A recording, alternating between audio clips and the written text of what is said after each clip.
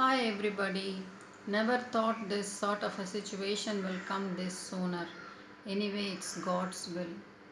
At the outset, I want to say that I knew Dr. Manohar as our college senior only. Then, when I met Vatsala and Manohar during my wedding, they were already parents of two cute little kids, Rohini and Naveen. It was nice to have them for our wedding. We visited them once when they lived in the ESI hospital quarters. Those were memorable times. Only during that time I came to know that their love bloomed in the electric train while traveling to and from the college.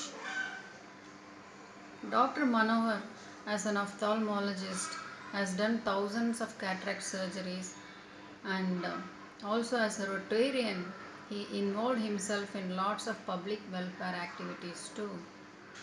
He used to be a very friendly and down to earth person. He will accommodate himself comfortably with all types of people. We used to wonder at his multifaceted talent in many fields. Though a born Christian, he learned so many Hindu Shastras too, like Bhagavad Gita. He had authored so many books and we enjoyed reading few of them. He and my husband used to talk on politics and sports for hours, and his way of explaining and analyzing things were very special. Once we had the opportunity to hear him sing old Tamil songs when we all visited Amarabala's farmland near Pollachi for Pongal celebration. Our trip to Goa was a fantastic and memorable one. In fact, we wanted to plan for another trip to Kerala, but it never materialized. Our visits to restaurants and enjoying food together are unforgettable. The pandemic stopped all these, but we never expected him to be one of the victims. So cruel indeed. When I started learning keyboard, he suggested me to learn the song Kurai Ondrumillai, and because of him only I learned to play that song and he really liked it a lot. He was the only one who addressed me as "Hi dog" and my husband as "Hi professor" over the phone. We are going to miss it forever.